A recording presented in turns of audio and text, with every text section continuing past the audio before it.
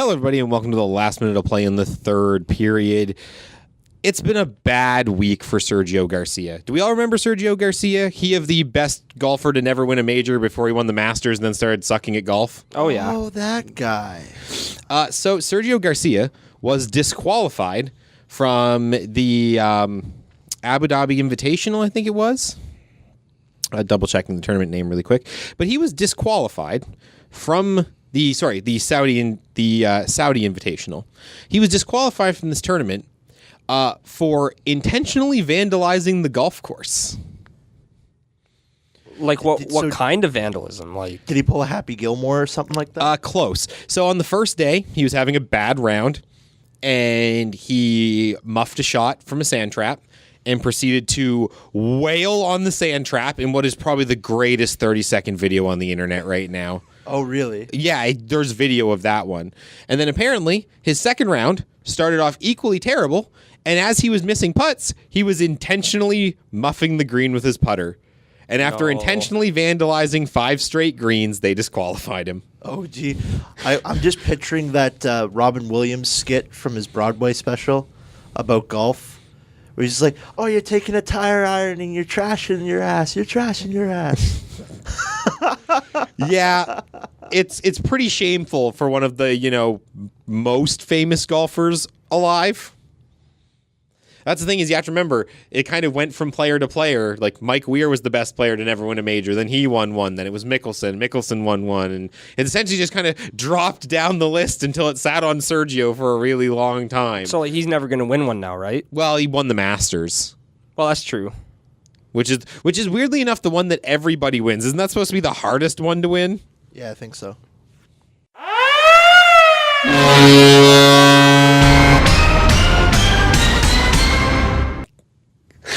See, I feel bad for the people who are watching that, like the vidcast version of this, because they are not going to understand why we're all laughing now, unless you just leave it in. No. Splice the horn in between that. Yeah. That'll be like a BTS segment like 3 years from now when we're... Johnny imitated the horn here live because we're in Studio D at CHSR. We're not in Studio B where we usually are, so we don't have. I can see you, Kaylee. They know this already. Well, I mean, they don't know the layout of this station. Oh, that's fair. But they noticed we're in a different studio. Well, yeah, sure. Okay. So we don't have the hard copy of the horn because that's digitally on the other computer. So Johnny imitated it. Anyway, thank you all for tuning into Overtime Radio here on CHSR 97.9 FM in Fredericton. We have the banner up today. Oh, yeah. It's fantastic. Yeah. Before we continue with this episode, has anyone started a timer? Oh, yeah. Yep. Okay, you got a timer going? Okay. Yeah. I just wanted to make sure. Kaylee's ahead of the curve. I'm not going to lie. I meant to turn it on so I could time last minute of play and then definitely didn't turn it on until we sounded the horn. So we've realistically got 54-ish minutes. All right. Well, let's not waste them. What do we got to talk about today? So thanks for tuning in to Overtime Radio. And the vidcast on YouTube if you're listening to our post-replay vidcast. We're going to talk about the AUS playoffs, of which they are now finalized. We still don't know the exact schedule for each round, but we now know everyone and who they're playing. We're going to talk about... Sean actually had a story we were supposed to cover on Friday about service time issues in Major League Baseball, so Sean's going to cover that for us. We're going to talk about the obvious firing of Randy Carlyle because, man, the Ducks are a bad hockey team. Yep. And we have a special guest with us in studio today. Introduce yourself, sir. My name is Matt Marr. I follow a lot of NASCAR, and that's what I'm going to be talking about today. It's our NASCAR expert. NASCAR Marr is in the house to talk about NASCAR. NASCAR Marr. NASCAR Marr. That's really good. Yeah, man. Especially with like next that. weekend season opening Daytona 500. And I'm also going to talk about the new aero package that they've implemented for this season with the 1.5 and 2 mile racetracks. And also I'm going to pinpoint one of the underdogs, I'd say, but he's definitely has showcased some good talent, being Matt the Benedetto. Yes, I'm not the only one to botch names on the show anymore. It's one of the weirder names. Oh, don't worry. I can't name. You can't say Nurmagomedov. Yeah, that's the one. Say what? Nurmagomedov. Khabib Yes, Nurmagomedov. thanks, Johnny. Say that 3 times fast, Kevin. No, I won't. Yeah. We also have to talk about UFC 234 because Absolutely. that was a crazy weekend that ended fantastically. Yeah. So let's just get right into it because we don't have a lot of time here. AUS ACA recap, Sean. Yep, got it right here. Tommy's volleyball hit the court this weekend when they visited the Holland Hurricanes. The women fell 3-1, while the men grinded their way to a 3-2 win over the Canes. UMB women's volleyball hosted the Memorial University Seahawks this weekend, which saw the women come on top in both with a pair of 3-0 shutout wins. The men played the University of Montreal at the Curry Center on Saturday night, where they edged their opponents 3-2. Stu Women's Hockey visited Nova Scotia for a road trip to finish off their regular season. They fell 4-1 to the ex-women Friday night and bounced back Saturday with a fine 5-2 win over the Dalhousie Tigers in Halifax. UMB Women's Hockey locked down first-round home ice advantage, but lost both games this week, falling 4-1 to Les Aigles Bleus de Moncton and being shut out 3-0 Saturday at the Aiken Center at the hands of the UPEI Panthers. The men finished off their regular season with a pair of wins at the Aiken Center, defeating the St. FX X-Men 8-2 and finishing off with a 4-2 triumph over the Dalhousie Tigers Saturday night. And that is your AUS ACA Roundup. You missed one thing that I kind of figured you would. Both the men's and women's curling teams for UMB are going to go to nationals. They finished second in both men's and women's curling at the AUS Curling Championships, which were also this past weekend in Halifax, where host Dalhousie won gold in both. Cool. Very It's cool. awesome. Good for all of them. I keep forgetting curling. Kent is doing an event right now. We're just going to... This is not a sponsorship thing. We're just throwing to it because this is our wheelhouse. Kent is doing a playoff fantasy hockey thing for AUS. Oh, I forgot about this. You can pick from the men's and women's rosters. They are? Yes, they are. Oh, yeah. It's I worked there. I don't know that. they are... It's the winner gets an NHL experience, so you get a trip to Montreal for the Lightning Montreal Canadiens game on April 2nd this year. It includes 2 tickets, flights, hotel, and spending money to spend time in old Montreal. Way to motivate me not to do it. I would. I'm doing it. I mean, I'll be honest. I'd still go to Montreal. You just cheer for the Lightning. Yeah, exactly. Yeah. Yeah. Have you seen the promo videos from some of? Oh the, yeah, they're fantastic. Did you see the one? It's the had the Stu women's ones, and it was Abby Clark making saves blindfolded. Yeah, Yeah. which has sort of been the deal this year because there's been so many bodies in front of her. It's mind blowing that her save percentage is like .938. That's crazy. All right, let's get into it really, really quick. We don't have a lot to touch on for the other AUS stuff. We're going to jump right into hockey. Like I said, we kind of kept tabs on curling over the weekend, mostly because our boss, Andy Campbell, was covering that from here. He's really excited because apparently UNB's hosting women's curling nationals, I think. I think so. Yeah. One of the two.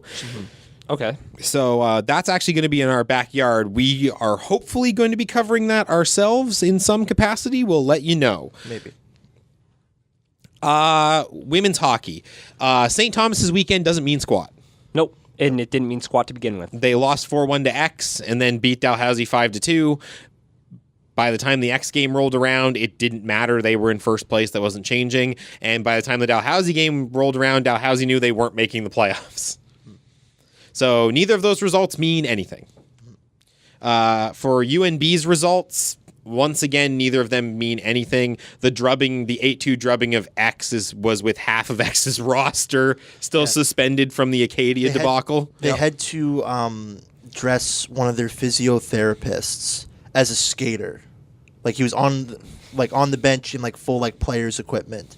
Didn't play, but like just in case like they happened to go down a body because they were already down to like 3 lines with no spares to begin with. That's brutal. What's funny is like we talked about that on this show. That's really what Coach Sarah Hillworth has been dealing with the women's team. Is so many people are up, but we'll update on that here in a second. And then having to come from behind to beat Dalhousie. UNB was in first and Dalhousie was in last, so nobody cared except for maybe Coach McDougall, who might strap bags to their ankles this week. Who knows? Well, and we were saying before the game, it was a good game because it was only 4-2. Yeah, like that's sort of been your the benchmark. We actually talked about this earlier on in the year. So do you guys actually want to know the breakdown? Do you remember what we covered earlier this year and you guys were wondering if they could talking about like the standings and stuff. Do you remember what we were talking about? No, I do not. We mentioned how good the team was, and you guys asked me to compare their stats to their stats from 1 year ago when they were once again the best team in AUS. So let's go over the record for the team. UMB last year was 24-2-4 for 52 points. This year they are 25-2-3 for 53. So they finished like 1 point. They improved on a record where they only had 2 losses in regulation. Their goal differential last year was 60. Their goal differential this year, 90 or 91. Wow. Holy crap. That's nuts. Goals for last year, 128. Goals for this year, 150. Yeah. Goals against last year, 68. Goals against this year, 59. Holy crap. And you got to think that number is, like, think if Dub McFalls doesn't get injured, that number goes way up. Oh, yeah. No, Because Dub McFalls was a staple on their power play, and, like, 5-on-5 were one of the best skill players on the team. We've been talking to some of the other like AUS reporters that are bumming around, and they've been saying, you know, oh, well, we don't know how good the teams are out west. Those teams aren't as good as this team. I've watched a couple of Alberta games. It's just the gap's there. If Gardner can't win a national championship with this team, he can't win a national championship with any team. And the man's already got 2 rings. 3 rings. Actually, it might be 4. I think it. Who knows? Like, he's been here so damn long. We don't Okay, even know. so when you've lost count of your coach's championship rings, everything else is irrelevant. Yeah. Yeah, that's when people just basically view you in the same way as Bill Belichick and Tom Brady. No one in the city is going to care about the first round of the AUS men's playoffs. UPEI and Moncton are going to play in the 4-5 series. One thing of note to watch, a week and a half removed from the infamous brawl, the first round playoff series is going to be between 3rd seed St. Francis Xavier and 6th seed Acadia. Well, that should be fun. With Sanivex having home ice advantage. So And Studnick is not suspended. Where did the incident happen? It was at Acadia. I don't remember. it was at Acadia. Yeah. That's what I thought. Because, well, if you watch the original video that came out, Oh, you it can was- see it on the well, benches, right? It was behind the bench, and it was someone yelling, "Oh, that's X-Men hockey, baby!" Woo! Oh yeah, right. Yeah. That goober. Anyways, we should probably pay close attention. When would this start? This week? So Wednesday? we actually talked to Andy on Saturday because we weren't actually sure how this worked. So what's going to happen is now that AUS knows the matchups, they'll send 2 or 3 tentative schedules to each of the hosts. The host will pick the schedule that they think best benefits them, and the other team, I think, gets the option to veto one of them or something like that. But essentially, it has to be agreed upon between both teams. Okay. Usually, how it works is for the 3-game series, it's Tuesday, Thursday, Saturday, or Wednesday, Friday, Sunday, depending on what the teams agree on, Okay. to allow for a day of travel in between. For the 5-game series, I'm pretty sure it works a little bit differently because it's 2 games travel, a game. So I think for those ones, it's actually something like Friday, Sunday, and then like Wednesday, Friday, Sunday, something like that. Okay. So it doesn't matter. Not the point. Point is, we'll know probably in the next day or two. But I'm pretty sure the first round playoff series start this week, and the turnover on this is going to be quick. Yeah. So, first things first is, like, I'm wondering if they will. For the record, we're recording Sunday night, so we didn't have the benefit of waiting until Monday morning to find out. Yeah. There's a bunch of questions, as there is. But first thing is, AUS is still continuing their investigation on the incident. Yes. From what I know, the only thing they've posted to the AUS website is that they've completed the first stage of the investigation. Okay. So I wonder if there would be any additional suspensions handed down to either extending the 2 players whose names escape me for. Yeah, one player on each roster is suspended effectively for the first round. Yep. See if those get extended any further. See if there's any other if either team will be extra men down as opposed to just one. Since both of them, I guess, I thought they had only served 1 game of it, but they served 2. Yeah. Second of all is what's the overall communication I would imagine with this news probably Monday when this episode is airing, there'll be a statement from both universities saying, "Hey, fans, if you're planning on going to any of these games, Please please do not antagonize. Yeah, don't start like riots and stuff like that. Because I'm not sure, like St. FX Acadia, those are relatively close. Yeah, Wolfville and Antigonish, yeah. Wolfville and Antigonish, like a 3.5 hour drive in between each. Well, Maybe the a thing is, little shorter than we that, were actually. also told by someone in the press box at the UMB game, like about some like specific details. of Yeah, how, allegedly, this had actually, like, not the severity level of Yeah, what you guys happened in can this say game. right? Yeah, as long as Yeah, this was not embargo. This was the tech guys that found Okay. out from their sources. Okay. Oh God, brain. That apparently X and Acadia, there's been some bad blood brewing there, where they've actually been taunting both ways. Because if you remember, the kid who made the rapist comments to Nika had previously been accused falsely of sexual assault. Yep. Apparently, X had actually gotten on him about that earlier on in the season. Really? So both teams were told to essentially cut it out. Yeah, And then this was just it all boiling over. yeah. Yeah, and like the refs and the coaches, everyone involved was warned heading into the match, and I don't know. It really came down to the fact that AUS said if something even minor happens, this is going to explode, and it did. Yeah. Yeah, apparently AUS officials have been going to games for both of the teams to close out the season, stuff like that. Is this? I'm not sure whether this is something I'm fabricating in my own imagination or not, which is highly possible. Has there ever been like an instance like in the NHL where like extra officials have been put on the ice, like for, Not for on certain ice. matchups? I can't think of any. Okay. Not definitely not on ice, but you might have some more rinkside officials. Yeah, because you got to imagine like the officiating, they're going to send their best guys there. Maybe back in like the OG like Red Wings Avalanche series and stuff. Yeah, like add an extra official on the just to manage the manhandling you'll have. Probably to do. not on the ice, but they've probably definitely had some like rinkside officials just to be aware, because there's some nasty rivalries in the NHL. I can imagine the Rangers and the Devils when Avery was getting on about Brodeurs' affair. Yeah. That those were probably some pretty nasty. Yeah, and you got to imagine like security, like detail for those games as well. Like probably like heavy, like kind of like police presence at those games just to make sure like nothing. Even though like none you of don't this want is people to get unruly. The guy who posted the video is the exact example of a fan that they don't want at these games, with the situation being as tense as it is. Yeah. So maybe Especially where at interesting to least keep it one, up. especially where like the victim of the situation, Stanika, is not suspended. He's Yeah. playing this series. So hopefully, like Victor Finlay, who we've been obviously following through this, I think it's some really good information.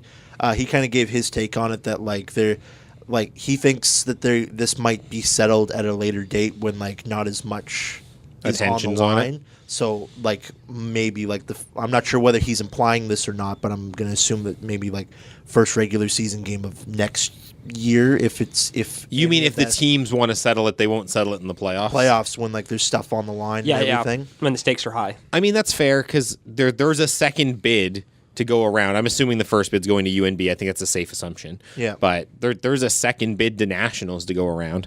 And if you're Pedal, you want it. Yeah, for sure. You guys were especially after that last year. close last year. Yeah. You should have won last year. Yeah, and you do have 2 regulation wins against UNB. Like you never know. They're the What could only happen? team. You just need to get hot Yeah. at the right time. We will leave men's hockey. We'll move over to women's hockey. We have one big piece of news to announce that Johnny doesn't even know about, actually. What is this? After the women's hockey and track and field seasons are over, we will be hosting Jen Bell for an episode of this show. Really? Yeah, Holy crap. We talked to Andy on Saturday, and he said, "Yeah, I'll absolutely make sure it happens after the season's over." But obviously, Jen, we'll talk about senior day was this weekend. They dressed her literally long enough for her to take the ceremonial face-off, and she essentially sat on the bench for the rest of the game because she's graduating this year because she played 4 years for Mount A before this. Cool. Yeah, we just asked him. We were like, we would like to have her on the show. You know, she has the maritime record for shot put now. Oh, right. That's true. Yeah. There's a lot of good stuff. You have to remember, we can talk about she's- that. My voice is cracking for some nights. She's like an all AUS athlete in two sports. So I was like, we would really like to have her on after the season's are over just to talk to, about her entire athlete experience and everything. And he was like, yeah, just wait till the season's are over. I'll make sure it happens. Absolutely. Yeah, Well, that's awesome. It's going to be great. For our first active, I guess active UN. Yeah, it'd Like be still count yeah. as First, active? I'd say active Yeah. because Because like you I guys, don't know if it'll be after nationals or not, but the presumption is that she's going to go to nationals for track and field, Oh, okay, cool. which I think is probably a fair assumption. Because who's going to beat her in this region in the shot put? Yeah. Because nobody has to now. Why would anybody beat her after this? Yeah, for sure. I was gonna losing my train of thought here. But yeah, you guys didn't get to Kelty until she was already removed. Yeah, she'd been drafted by the Calgary Inferno. It's funny when she made the roster out of camp because she you have to remember she's like a bottom 6 player for that team, so her job was on the line going into this year. When she actually cracked the roster, I sent her congratulations, like just texted her, and she messaged me back and was like, "Yeah, thanks guys." So me and Sean have been saying we should get in touch with her after the Clarkson Cup season's over. As well. Especially if they win. Yeah. Because Calgary's in first. Okay, cool. Talking about former athletes. Talking about current athletes, St. Thomas's week didn't matter for the same reason that UNB's week didn't matter. Yeah. They played a team that was out of playoff contention, conveniently enough, also Dalhousie. And they lost to another ranked team, and it didn't matter because they had nothing to play for. There's still first place by a whopping 14 points. They're 6 points up on X in women's hockey. In women's hockey. Oh, I'm looking, St. Thomas. St. Thomas. I'm looking at the men's standings right now. Yeah, Sorry. St. Thomas is 6 points up on X. Yeah. So they're 3 games up on X. They're 22-5-1. It's the best team in the conference. It might be the best team in the nation. We'll have to wait and see. Yep. But you have to remember the AUS this year in women's hockey is championship or bust. If you don't win a title, you don't go to nationals. Yeah. Because UPEI automatically gets the other berth. Yeah. So can't take X or St. Mary's or whoever they face. So Or UNB. yeah. You have to remember, if the favorites win their first round series, we get the Battle of the Hill in the second round of the playoffs. Like St. Thomas should know more than anybody, having arguably the best goaltender in the conference, that this is a league where like you could get screwed by a goaltender. Oh, yeah. Even an entire team. Because scoring is low. We just talked about it. Like UNB had like 150 goals in their season through 30 games. X has like 113 or whatever. St. Mary's is over 100. Most goals scored in AUS this year, 83 by St. Thomas. Second, 81 by St. FX. After you take off the top two, 66 by Moncton, 65 by St. Mary's. Yep. Teams don't score in this league. Because the goalies in this league are too heckin' good. If you go and look at the stat lines for goalies in this league, sub 2 for goals against average. Yeah. We talked about Petrick has seen like 300 more shots than any other goalie in the country, and her goals against average is still like a 2.5. Yeah, like that. That's nuts. And looking at this from just a pure like playoff perspective, I think it's very possible Moncton beats St. Mary's. I wouldn't put it past them. Katrin Villeneuve is going to win MVP now, by the way. Yep. She's leading in goals, leading in points by 2 or 3. I think she's a lock unless they make the decision to give it to Clark, which you could. Yeah. Do they draw the hard line with like it's not count based on anything that you do in like the AUS playoffs? It's just regular season? No, it's regular season. Regular season. We know for a fact because the last time that St. Thomas made it to the AUS finals, we were chanting MVP in the stands because Kelty had already won it. Well, I mean, for the MVP, for argument's sake, though, I think you give it to Villeneuve only because Clark, what was her goals against? It was like 1.2 something. It's like 1.4. And I think like you have to remember it's a goalies conference, and to put up as many points as Villeneuve has. Like I think 31 in 28 games, more than a point per game. Yeah, in the fact that she has what, like 15, 20 goals. That counts for like almost a third of just scraped production. in. They won the final playoff spot race against Dalhousie, and there were a couple of those games where Villeneuve just put the team on her back. Yeah, like she's been in on almost half, or I think anyway, a bit more than breaking half. it down. St. Mary's is going to play Moncton. Yep. They're gonna host them. It's gonna be a good series. I think Moncton's a better team than their 6th place record gives away, especially in the second half of this season where they were taking on all comers. The other series is going to be UNB hosting UPEI after losing to the Panthers this weekend. It's dicey because the Reds need to go to their nearest edible arrangements and send a flower fruit basket to St. FX for knocking off UPEI today and preserving home ice. Yeah. Because Thank you, X. It was dicey. UNB played bad down the stretch. They did. 1-3, 2 shutouts against them on home ice. They just can't score. Well, and that stretch also came after Jen Bell went down, and I think that's a huge factor in it. And I don't think the team's like dismissing that either. I think Sarah Hillworth even cited like they're a much better team when she's on the ice. Yeah. So is Jen Bell going to be able to play in the playoffs? Okay, so this is what we know. From what we know, the AUS Track and Field Championships is, I think, either this weekend or like next week or something like that. So from what I know, Jen is projected to be back for the first round of the playoffs. She was skating under her own power at senior day. She just wasn't fit enough to play yet. Okay, so what was her injury? She went in to get a puck out of the corner and she toe picked and did something to her knee. Oh, okay. We thought it was much worse at the time. It looked like she went headfirst into the boards and like she wasn't moving. So we thought originally that the injury was way more severe, but no, it's her knee. She's going to be okay. She didn't need surgery. We know Emma Dow is shut down for the year. Hillworth came out and just admitted that Dow wasn't coming back. Wagstaff is back. Wagstaff's due to be back. Spitzig is day to day. So most of the roster is going to be back for the first round. Okay. Which means I think it's a much different game against UPEI than the one we saw on Saturday. Yeah. So with that factor, especially if they get Bell and Spitzig back, even for like the first game, like which would be fantastic. That'd be huge. Do we worry about how they played down the stretch that much? I think you still need to worry because I think it's concerning that your top line still couldn't score. Mm-hmm. Like they were the only people scoring, and it still wasn't even close to good enough. Yeah. No. Well, and me and Sean have talked about this in the commentary booth. Gardner has a first line, a second line, a third line, a fourth line, and his lines don't change unless they have to. Okay. Sarah has a first line and everybody else. Yeah. Yeah. Do you think like that would be an advantage for her to just like try and No, I think she needs the consistency. I think that they're hoping they can get Spitzig back so they can go back to having Stratton play with George and Spitzig? Keller. Okay. And so that they can reunite Bell with Chadwick and Bull, which is what their top six was for most of the year. Okay. And then they'll probably do Spitzig with McElroy. Scott's been getting a lot more minutes because her play's improved dramatically this season. It really has. So there's a chance that the roster might shuffle slightly. I think Sage might be a better fit for the top six than maybe Maya. Maybe. She's very gritty in her style. Like she's not a scorer. But I think that you want to put together a more defensive energy line. I think that that's what you want to do with Maya and with Julia and Sydney DeRoche, who hasn't been putting up points, but has had a very, very strong defensive second half. She's an energy player. Tempo. And I think that that's what you want to do with your lineup. And the benefit to saying, well, that's how I want my lineup is we haven't even slotted Paige Grenier in yet. Yeah. So the lineup when you have Spitzig and Bell in the roster, even if you don't get back Wagstaff, who's a very, very good bottom six player, just getting back Bell and Spitzig and being able to say, here's my top three, here's my top six, here's my energy version of my bottom six, here's my scoring version of my bottom six. A scoring version of the bottom six would be like McElroy, Scott, Matchett, and DeRoche on a line, whereas an energy version would be like Spitzig and Bull.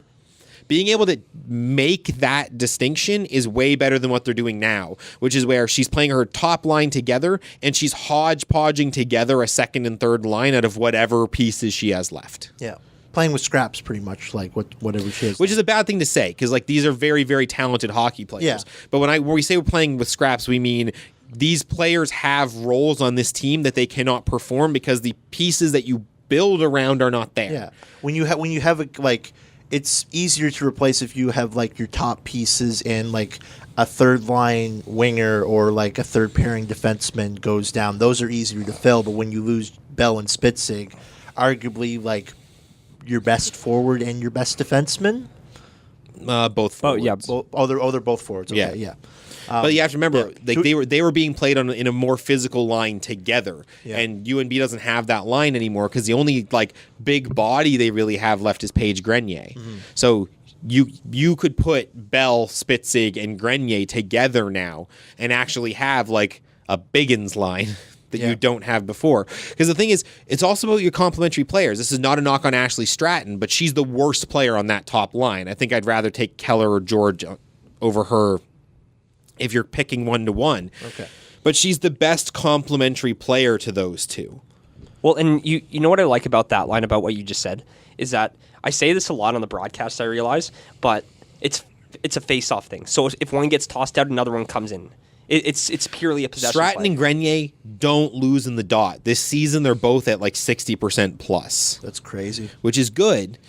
But the issue is that you have a supporting staff for Ashley because she has Tamina and Lillian, but you don't have a supporting staff for Paige anymore. You're putting her out there with the best players you can put out with her. And I think that her chemistry with Sage has been very, very good. Sage Rap, McElroy Scott. But that's because McElroy Scott's game has had to have been elevated in the absence of other players. Well, I think moving up in the lineup, she's seeing more ice time, so she's getting more of a feel for it. So I think that's where that comes from.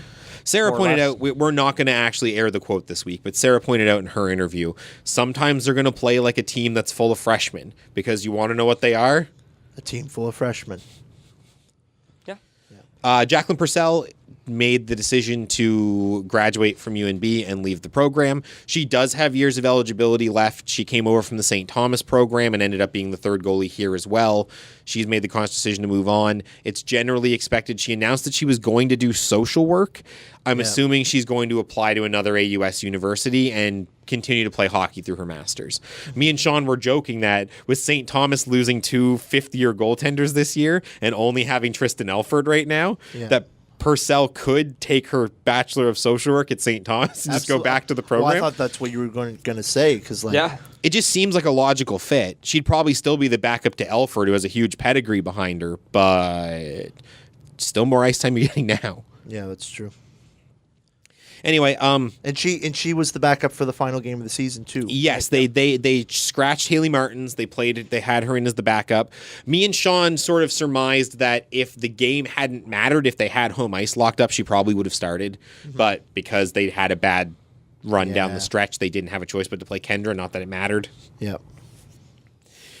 Anyway, that's it for the AUS playoffs. So I guess one more thing we can kind of end off on so with UMB playing UPEI, they have home ice by the skin of their teeth, but how do you think they do?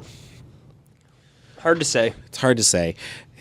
It depends what team shows up, the team full of freshmen or the team that plays to the level of national contenders. Does it come down pretty much to what it's come down to all seasons, that can Kendra steal you this series? No, because I think that you have to remember that before, Wagstaff, Dow, Spitzig, Bell all got hurt, they were keeping pace with X and St. Mary's and Stu until Stu peeled away. Yep. So I think this team's better than what their record points out. I think the scary thing for them is that they're the only team above 500 with a negative goal differential. Their goal differential is -3 because fact of the matter is when they lose, they tend to lose pretty big. And when they win, they're winning by 1 or 2 and largely relying on Kendra to keep them bailed out. Yeah. Although it matters, of course, but what you lose by or win by doesn't matter when it comes to the playoffs. No, but I think that it's sort of telling that we pointed this out. The second period against UPEI this weekend might have been the worst period of hockey the team had ever played. They had a goal scored against them. They immediately fell apart and had a second one get scored against them. If you do that in the playoffs, you're going to lose. You're fried. Yeah. Especially 3-game series. You pretty much, if you don't win the first game, it's going to be tough. Yep. Anyway, we don't want to run out of time here, and we want to at least commit 20, 25 minutes to the NASCAR season coming up. So, really, really quickly, Randy Carlyle's fired. Is anybody surprised? Nope. No. The general... By the way, you're allowed to jump in. You do not have to sit there and wait for your cue. I know. I just don't know what to say. I'm not an expert on this kind of area. Well, coming from a former Carlyle coached organization, the buzz... 2 wins in 52 days. Yeah, 53. Thanks, Matt. 2 Even wins worse. in 21 games. 21 games. And most of them, by a large margin. Rip John Gibson fantasy owners. Yeah. And, Not like we know any of those. Yeah. But a lot of things coming out of Leafs Twitter has been saying when we played the Ducks this past week, it's that's the kind of style that we used to see a couple of years ago when we had Carlyle, is that the other team dictates the play, and you try and capitalize on the 1 or 2 mistakes they make and rely on your goaltender to make 40 saves.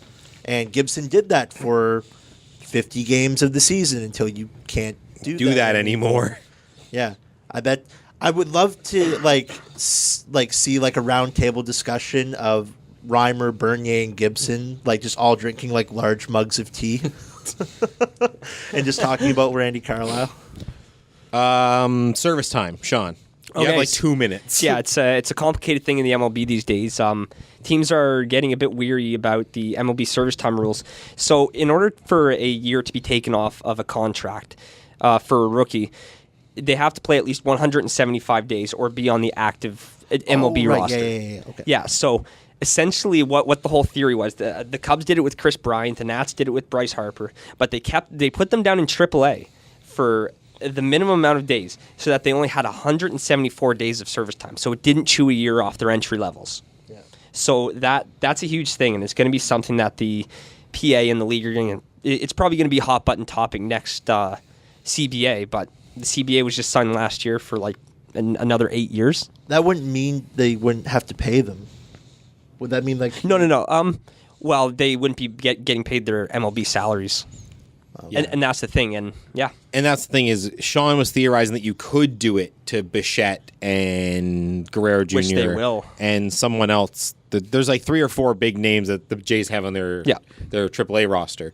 But we were saying that's a bad idea if you're the Jays. Because if you do that to Vladdy Guerrero and Bo Bichette this year, their agents will guarantee they sign somewhere else. Well, you could say that, but like it's happened before, and we've seen these guys stick with their teams even through free agent years. Nah, man, not with it actually being in the public eye. I'm not sure. Like just the clout that like Guerrero has, like if it's just like a middling prospect, you can get away with it because you don't have the leverage. But Guerrero's already through all of last season wasn't even on the active roster, and he was the biggest thing surrounding the Jays organization. He was their best player, and he didn't play in Major League Baseball for most of last year. Yep.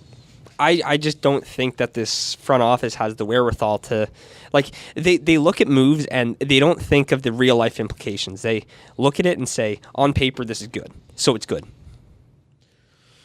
Okay, UFC 234 was an interesting event on Saturday night. Yeah. Israel Adesanya defeated Anderson Silva. Unanimous decision, 29-28, 30-27, 30-27. Yep.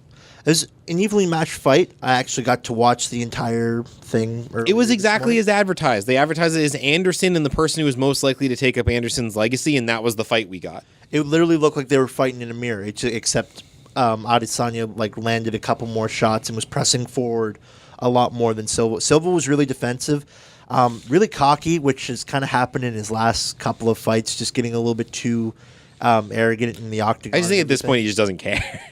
Yeah. He's the greatest of all time. No one's going to debate that anymore. Yeah. So they'll go on. They were fighting at middleweight, correct? Yeah. Yeah, middleweight. So who? Allegedly, it was supposed to be a title eliminator, so that would mean that Adesanya is going to contend for the middleweight title. Yeah. But we have to talk about that a little bit.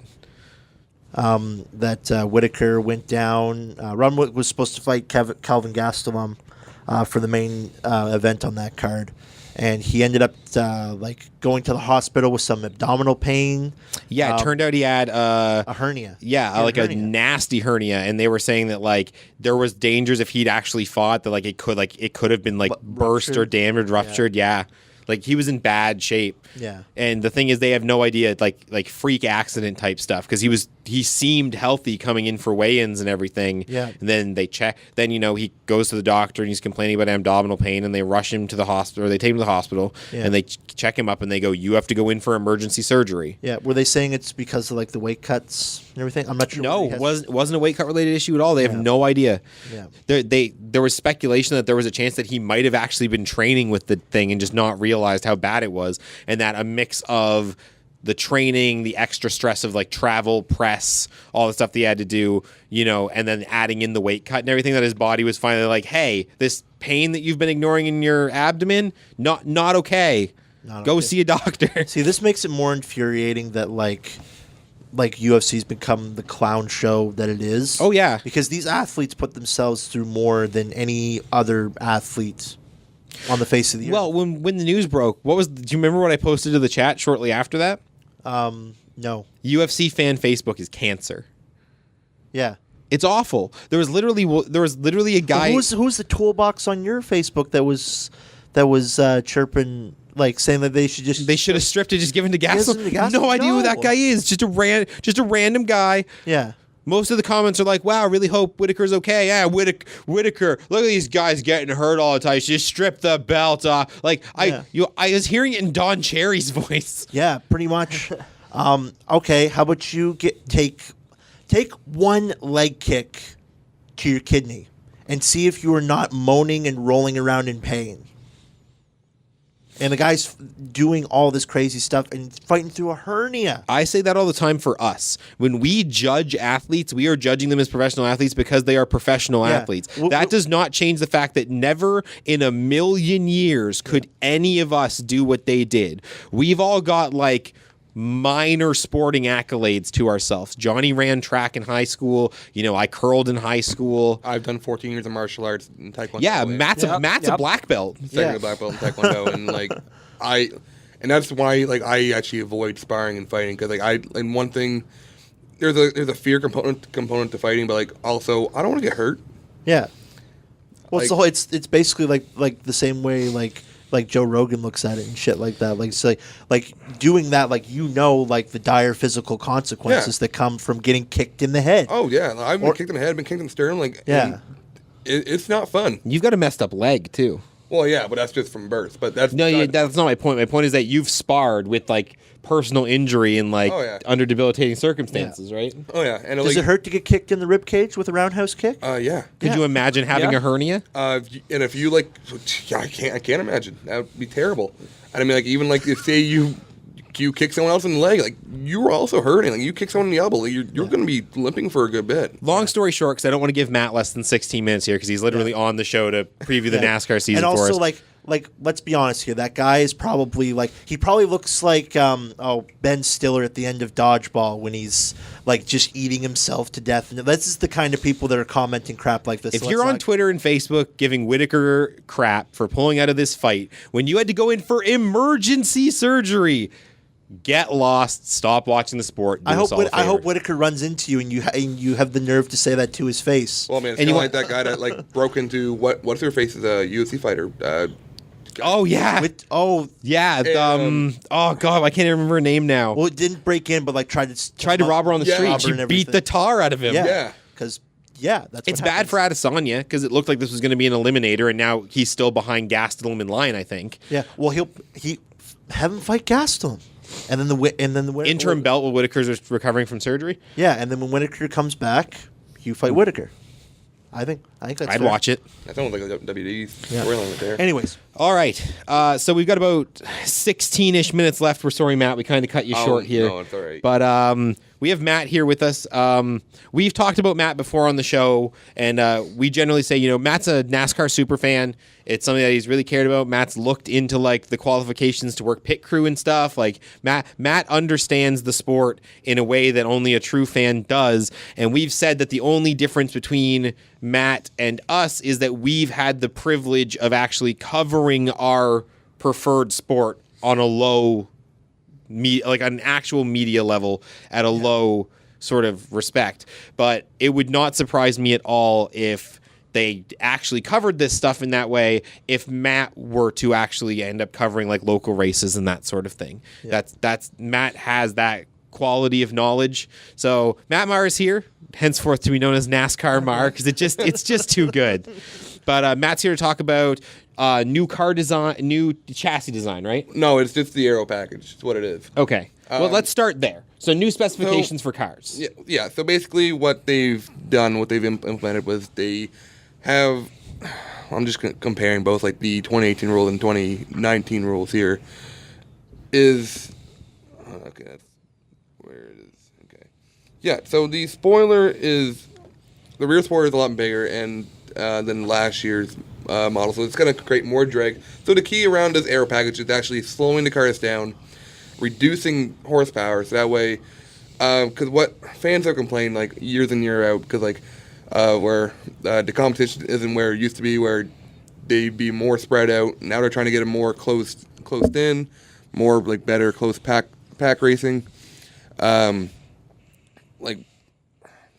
increased the radiator pan size. That way, when you are in these great big packs, you'll have more airflow in there. So that way, you're not worried too much about blowing an engine after being so tight in these packs.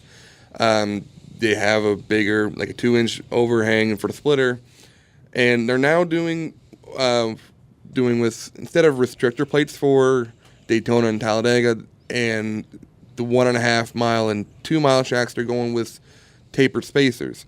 So essentially, like I said before, they're cutting down the horsepower from like 800 down to about 550.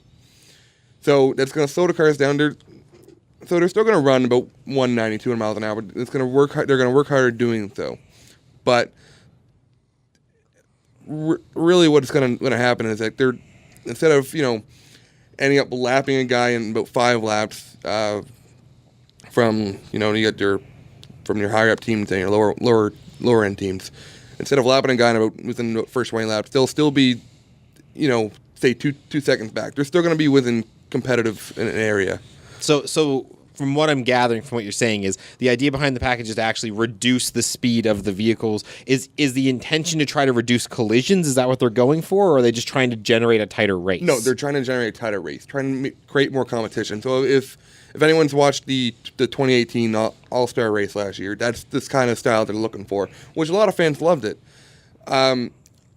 I don't know exactly how it's going to work because they even did some testing a couple weeks ago at Las Vegas, where a lot of people watched it and they didn't like it.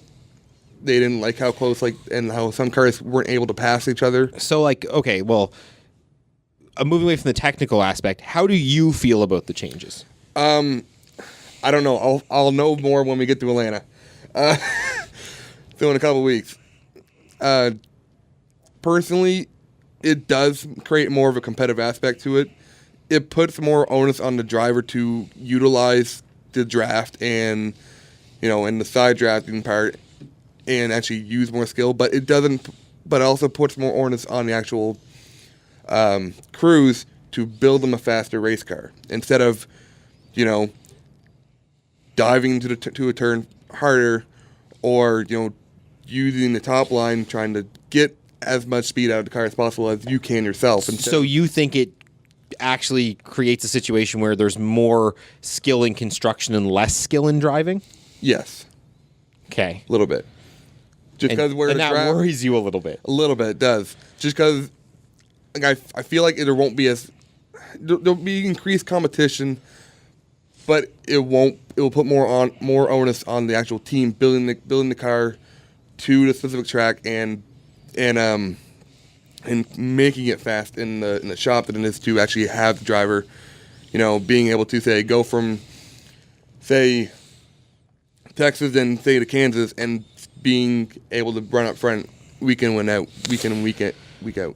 Okay, so let's move away from the cars then. Let's move to drivers. So we were talking before this because Matt had the bright idea for us to run a fantasy NASCAR league with a bunch of guys that know nothing about NASCAR, including me and Sean, which is why we have Matt here to talk to us. And this is why, when doing the fantasy league, I was so in the unknown of what's going to happen because of this rules package. And which is why, when we were doing our league and someone had picked Matt DiBenedetto, and he's one of the guys that he came strictly from underfunded teams, cars that they only have they 10 guys in the shop and that is their pit crew as well. They don't have very many employees. They don't and they reuse old race cars. And he's one of the guys that can get the most out of the car to do so. And so last year he was with a team Go Fast Racing. Now he's with Levi Family Racing, who over the offseason made an alliance with Joe Gibbs Racing, switching to Toyota. And as we've seen in the past with Furniture Row Racing doing the same thing, although it's unfortunate that they've gone out of business and debunked and are not fielding a car this year. But as we've seen from going from just a small single car team and being under that Joe Gibbs umbrella, we have seen some really great results, especially with Martin Truex Jr. getting 7 wins in his first year with basically being with Joe Gibbs. So is there a concern because it looks like a lot more work's going to be done in the garage that these underfunded teams are just going to perform worse because they can't put the manpower into perfecting the car? I don't think so. I think it's going to... See, that's the thing. It's a bit of a toss-up because even though they'll put more work into building the cars, I feel like where these rules basically make the draft more essential, I think these underfunded teams will be able to better compete and get these top 15, top 10 finishes. I'm not going to say week in and week out, but it's more likely that they'll finish more up front. Just as an advantage of like the technical aspect. Yeah. Okay, so let's move away from the car and let's talk drivers. So as you pointed out, this season's a bit of a toss-up from last year. So I'm going to ask for your professional opinion and then your fan opinion for each one of these. So we're going to kind of go a little bit rapid fire here, but if you want to stop and talk about anyone in particular, you have a couple minutes to do so. We've got about 10 minutes left on the clock. Joey Logano, is he going to repeat? As champion? No. I don't think so. It was... I'm not going to say he got lucky last year, but it was really bound about luck because where we saw Kevin Harvick and Kyle Busch both won 7 races each. It's really hard to say where he's gonna end up, how many races he's gonna win. Because Logano's top finish last year was mostly from consistently being near the top and not actually winning, right? Yeah, he got, I think it was 4 wins. About 4 wins last year. He was really consistent. He had one taken away from, like it was an encumbered win near the beginning of the season, but he bounced back and got about 3 or 4 wins after that. Especially in the playoffs, which is where you need to be more consistent and run up front and win races because they have elimination round there is what really going to strike you. Okay, so new rules package on the car. So we're talking different makes. There's going to be more of a construction side to it. Skill in like drafting and stuff is going to be a much bigger thing this year. I think the pack's going to be a lot tighter. Who is the favorite in a field like that? And then I want you to answer first as a fan and then as like an analyst. Like, who do you personally want to see succeed with the new package, new setup, new everything? I mean, personally, that's above my head. I'm a big Chase Elliott fan. Personally, I'd like to see him. He got 3 wins last year under the old package. Now with the new package, he does well in the draft in terms of on the big tracks. So I think he will. I think he'll take advantage of it, and I think he's gonna do really well. Now, in terms of on a professional standpoint, as more of an analytic side, it's gonna come down, I think, to probably, I know, I'm putting you on the spot here. It's on the spot, and it's really hard to tell, especially where we haven't even seen much of it. Don't feel bad if you're wrong here, because Sean had Chicago in the playoffs. Yeah. So. Hey, they're 4 points out, guys. They're 4 points out. They're going to make it. So is Anaheim. They're going to make it. They've won like 8 in a row, man. I think it might be. I think Kevin Harvick's going to do it. It's going to come down to Kevin Harvick. Yeah. All right, so this is a bit of an interesting year. We've got 4 rookies in the field with full-time jobs. Obviously, we have a couple younger guys coming out, Di Benedetto, and other names that are now escaping me because, of course, they are. Who of, like, the next generation do you think is going to have the best season? Oh, boy, by next generation. It's hard to say exactly who we're talking about. Honestly, I would say Ryan Blaney. He's been stout the last couple of years. He's racing with Penske, right? He's racing Penske, yeah. He got a win last year at the Charlotte Speedway Roval, the road course there. But he was been very consistent in top 10s, like top 5s, Purewell, every race he's gone to. And he's just been like this close getting to getting it. Like winning almost every race, really. He's been there. He's a fan favorite of mine, and he's one of the, if not best, young guys there. I would say he's probably better than Chase Elliott, really, personally, because it took Chase like 3 years to get first win. So, okay, so we know that in racing there's a lot of kind of haves and have-nots, and that's true for really any level of racing. You know that I'm a big F1 fan, and that's especially true in Formula One. Yeah. if you had to pick a dark horse that you wouldn't necessarily consider amongst the top contenders, but that you think had an outside shot of winning this year, what name would you throw out there? I'm not going to say like winning a championship this year, but in terms of winning a race anytime this year, I will say, like I mentioned before, Matt DiBenedetto. The only reason why, like I said, he got the new alliance with Joe Gibbs Racing, and that's turned out really well for like Furniture Row Racing before, and I think Levi Family Racing can get that done.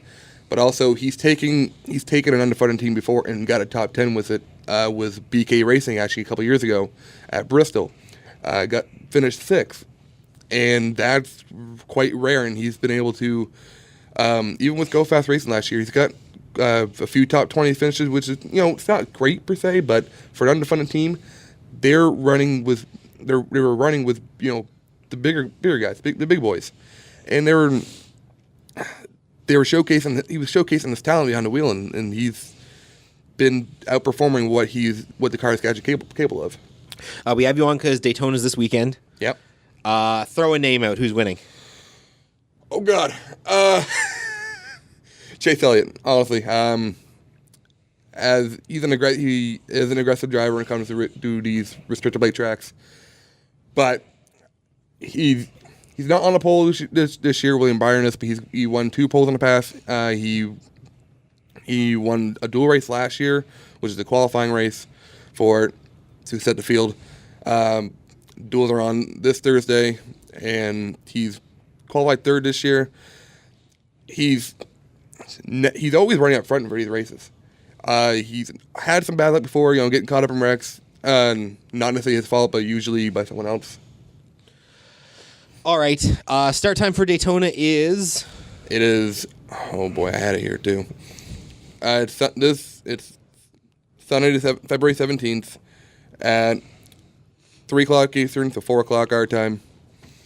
Perfect. That's going to be it for us today here at Overtime Radio. Thank you guys all for tuning in here on CHSR 97.9 FM. Thank you for Matt to coming in and giving us the talk and the breakdown, because us trying to understand a car parts package would have sounded horribly pathetic. Yep. Thank you for coming in. Thank you for giving us your side and letting us what you know. We'll try to have you in later on down the season too, just to kind of keep up with what we've talked about here today. If you want to follow along with everything, of course, you mentioned Daytona's this Sunday. You can keep tabs on what we're doing on Facebook, Instagram, Twitter at Overtime CHSR. I realize our Twitter's been bone dry lately. I'm sorry. We'll work on that, I promise. We realize that the vidcasts are still delayed. It's been a long and arduous process to edit it, sync up the audio, because obviously we're using a separated audio track and the radio stuff. Johnny has a bunch of them queued up. They will be up here soon, so if you've missed anything, you'll get a chance to catch up on it. But that's going to be it for us. We'll be back on Friday. We'll see what happens in the week between. We'll know more about the AUS playoffs and everything by Friday, so we'll talk a little bit about that. And we are also coming up on the NHL trade deadline. There's been a fair amount of speculation, so we might do a bit of a deadline preview on Friday and give you guys a heads up with what's going on. But from me and Johnny and Sean, and of course Matt, who stayed with us, thanks for listening in, and we'll see you on Friday.